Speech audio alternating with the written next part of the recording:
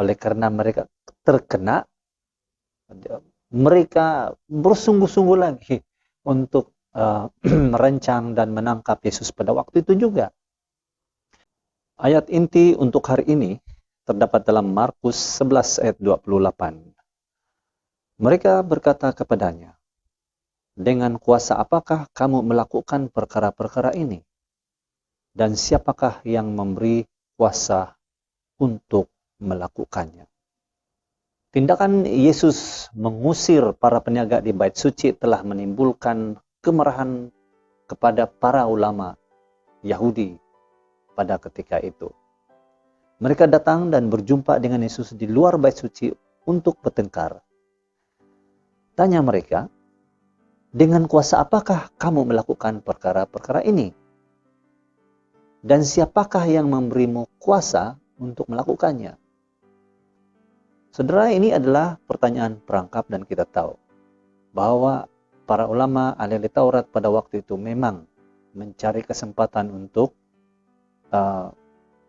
mempersalahkan ataupun mencari kesalahan Yesus. Yesus tahu bahwa ini adalah soalan perangkap. Jadi dia juga tahu bahwa apapun jawaban ataupun responnya terhadap soalan ahli Taurat itu, sama ada dia mendapat kuasa dari surga ataupun dia mempunyai sebab tersendiri, Yesus tahu jawaban-jawaban itu akan menyusahkannya nanti. Jadi dia menjawab pertanyaan itu dengan pertanyaan. Kata Yesus, "Baptisan Yohanes itu daripada surga kah ataupun dari manusia? Jawablah soalanku." Jadi oleh karena terperangkap dengan soalan itu, para ulama itu menjawab, "Kami tidak tahu." Dan Yesus pun berkata, "Aku pun tidak akan memberitahumu dengan kuasa apakah aku melakukan perkara-perkara ini." Jadi Yesus teruskan dengan menceritakan satu perumpamaan tentang penyewa kebun anggur. Dalam perumpamaan itu ada 3 perkara yang kita boleh nampak. Satu ialah kebun anggur, kedua pemilik kebun anggur itu, dan yang ketiga ialah pekerja yang menyewa kebun itu. Yang menarik dengan perumpamaan yang diceritakan oleh Yesus ini ialah ia serupa dengan satu perumpamaan yang terdapat dalam Yesaya pasal 5. Kalau kita baca Yesaya pasal 5, dalam bab ini Allah mencela kemurtadan Israel.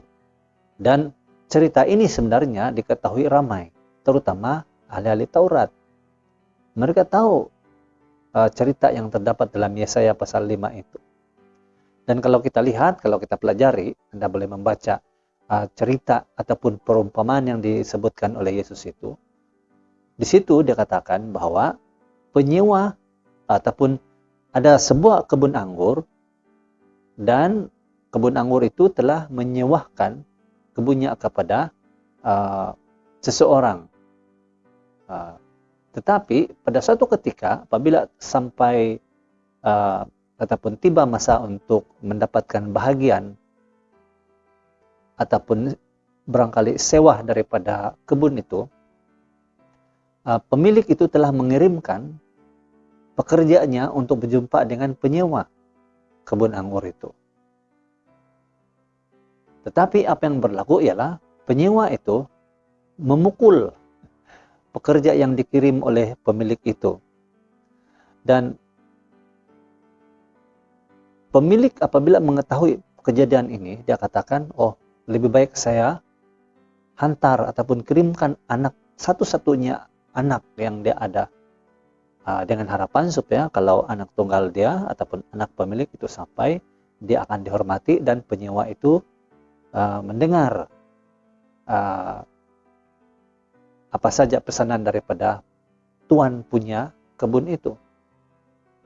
Tetapi dalam perumpamaan ini dikatakan bahwa penyewa itu telah menangkap anak itu dan membunuhnya. Jadi tindakan penyewa itu menyebabkan pemilik kebun anggur itu datang dan menghukum mereka. Oh, ini adalah perumpamaan yang diceritakan oleh Yesus setelah ahli Taurat itu bertanya, dengan kuasa apakah kamu melakukan itu? Dan yang dirujuk ialah Yesus pada hari sebelumnya mengusir peniaga-peniaga di halaman bait suci. Itu sudah tentunya telah menimbulkan kemarahan ahli Taurat, terutamanya imam besar, karena mereka lah yang telah membenarkan peniaga-peniaga untuk melakukan ataupun menyediakan ataupun melakukan aktiviti jual beli di situ pada waktu itu. Tetapi datang Yesus, dia usir semua itu. Dan inilah berikutan hari selepas itu tanya jawab ataupun debate, pertengkaran mulut itu terjadi. Kemudian Yesus terus menceritakan tentang satu perumpamaan yang khusus ditujukan kepada para ulama. Dan sudah tentunya para ulama ataupun ahli Taurat itu tahu bahwa perumpamaan itu ditujukan kepada mereka, karena mereka memang tahu apa maksud perumpamaan yang terdapat dalam Yesaya pasal 5. Jadi, oleh karena mereka terkena, mereka bersungguh-sungguh lagi untuk merancang dan menangkap Yesus pada waktu itu juga. Tetapi niat mereka itu tidak jadi, terbatal, karena ramai orang yang sedang mendengar perbualan itu. Dan oleh karena mereka semua ini adalah berpihak kepada Yohanes ataupun berpihak kepada Yesus juga, mereka para pemimpin Yahudi pada waktu itu membatalkan niat mereka untuk menangkap Yesus dan mereka pergi dari situ. Jadi mari kita renungkan apa penerapan yang kita boleh pelajari daripada kejadian ini.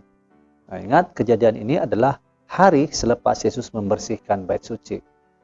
Nah, jadi apa yang saya boleh lihat di sini ialah kita boleh perhatikan bahwa setiap kali Yesus menceritakan ataupun berkata-kata di hadapan para ahli-ahli Taurat itu, dia sentiasa merujuk kepada kitab suci.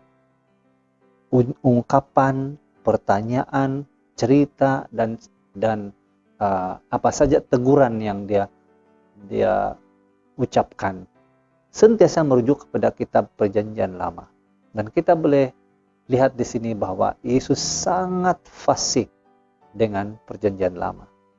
Dan kita pun inilah yang kita boleh pelajari, bahwa apabila kita berbicara tentang hal-hal teologi, hal-hal kerohanian, haruslah tidak datang daripada pendapat pandangan kita sendiri, tetapi seharusnya selalu merujuk kepada apa yang tertulis.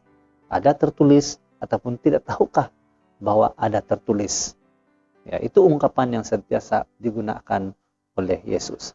Kita juga melihat di sini bahwa setiap tindakan Yesus ada tujuan dia. Kalau kita ingat hari sebelumnya ketika Yesus mengutuk pohon ara itu, ada tujuan dia. Dia mengajar sesuatu kepada murid-muridnya.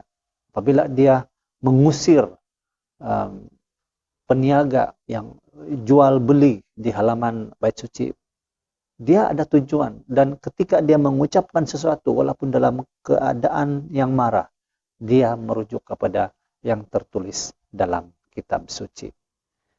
Jadi saudara, kita akan sambung di pelajaran seterusnya dan teruskan bersama saya mengikuti rancangan ini bersama firman setiap hari.